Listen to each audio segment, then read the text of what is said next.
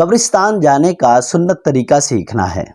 اس طریقہ کے اندر ہم یہ باتیں سیکھیں گے کہ قبرستان کن دنوں میں سال کے اندر جانا چاہیے، اور جب قبرستان جاتے ہیں تو داخل کیسے ہوتے ہیں، قبر پر کھڑے کیسے ہونا ہے، قبر پر پہنچ کر پڑھنا کیا ہے، کون سے کام کرنے ہیں اور کن کاموں سے بچنا ہے، اور کن مقاصد کے لیے قبرستان ہم جائیں، کون سی نیت لے کے جائیں، کون سے عمل وہاں پہ کریں، اصالِ ثواب کا طریقہ کیا ہے، یعنی کیسے اصالِ ثواب کرتے ہیں، ان مردوں کو کیسے بخشا جاتا ہے۔ السلام علیکم ورحمۃ اللہ وبرکاتہ، میں ہوں عبدالجبار، آپ دیکھ رہے ہیں میرا یوٹیوب چینل اسلامک ٹپس۔ پہلی بات کہ قبرستان میں سال کے اندر کب کب جانا چاہیے، تو یہ بات ذہن کے اندر پختہ کر لیجئے کہ ہمیں عادت بنانی چاہیے کہ ہر ہفتہ کے اندر، یعنی 7 دنوں کے اندر ایک مرتبہ ہم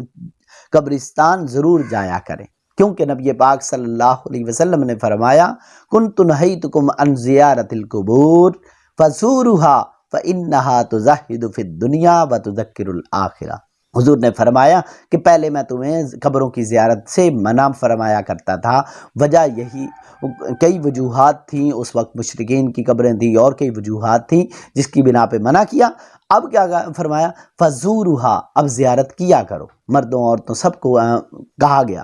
عورتوں کے لیے کچھ شرائط ہیں، میری دوسری ویڈیو جس کا لنک میں اس ویڈیو کے اندر دے دوں گا، اس کو غور سے سنیں گے تو عورتوں کے حوالے سے پورے احکام آپ کو سمجھ آ جائیں گے۔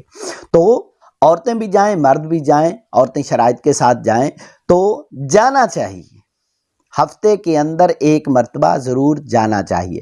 قبرستان داخل ہو رہے ہیں تو کیا کہنا ہے، دعا پڑھنی ہے جو حضور نے سکھائی، السلام علیکم یا اہل القبور یغفر اللہ لنا ولکم انتم سلفنا ونحن بالاثر۔ اگر صرف السلام علیکم یا اہل القبور بھی کہہ لیں گے تو بھی بات بن جائے گی۔ قبر پہ پہنچ گئے تو اب کیا کرنا ہے، قبر والے کے پاؤں کی طرف کھڑے ہو کے دوبارہ اس اپنے عزیز کو، والد کو، والدہ کو، اس بھائی کو جس کی قبر پہ گئے ہیں، اس کے پاؤں کی طرف کھڑے ہو کے پھر سلام کرنا ہے، وہی السلام علیکم یا اہل القبور، یہ کہہ کے پھر اس کے سینے کی طرف آ جانا، سینے کی طرف آ کے پھر وہاں پہ کھڑے ہو کے قرآن میں سے جو یاد ہو وہ پڑھنا ہے۔ بہتر تو یہ ہے کہ سورہ یاسین پڑھی جائے، سورہ ملک پڑھی جائے، سورہ فتح پڑھی جائے، سورۃ التکاثر، سورہ اخلاص، یہ پڑھی جائیں۔ اگر یہ یاد نہ ہوں، آج تو موبائل کا دور ہے، موبائل کے اندر بھی قرآن موجود ہے تو وہاں سے دیکھ کے بھی پڑھ سکتے ہیں۔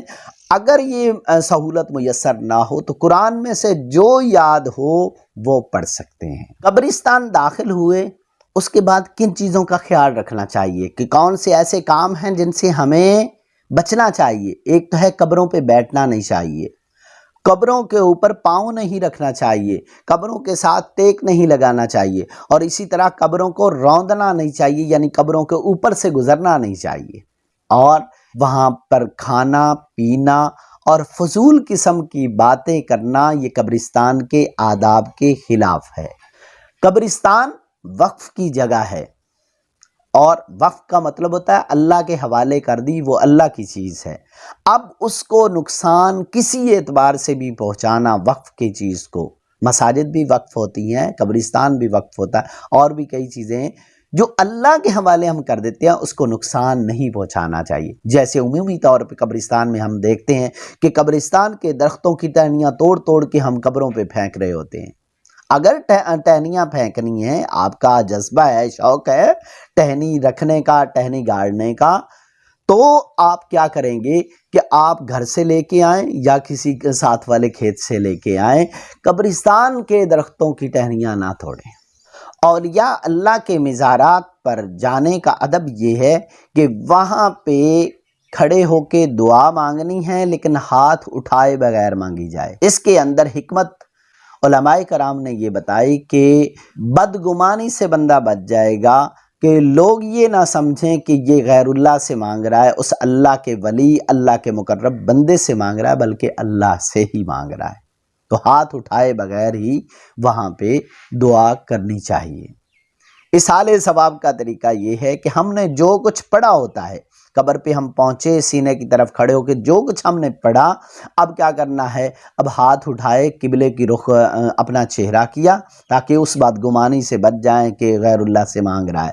تو وہاں پہ کھڑے ہو کے دعا کرنی ہے۔ کیسے کرنی ہے؟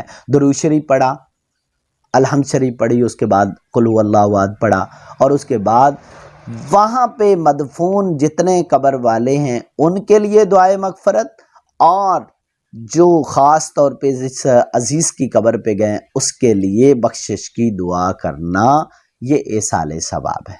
وسیلہ کے طور پہ جتنے مقرب ہستیاں گزر چکی ہیں، انبیاء، رسل، آل رسول، اصحاب رسول، ازواج مطہرات، تابعین، تبع تابعین، اولیاء اللہ جو گزرے ہیں، ان کو درمیان میں وسیلہ بنانا شریعت نے اس کی اجازت دی ہے، بنا سکتے ہیں۔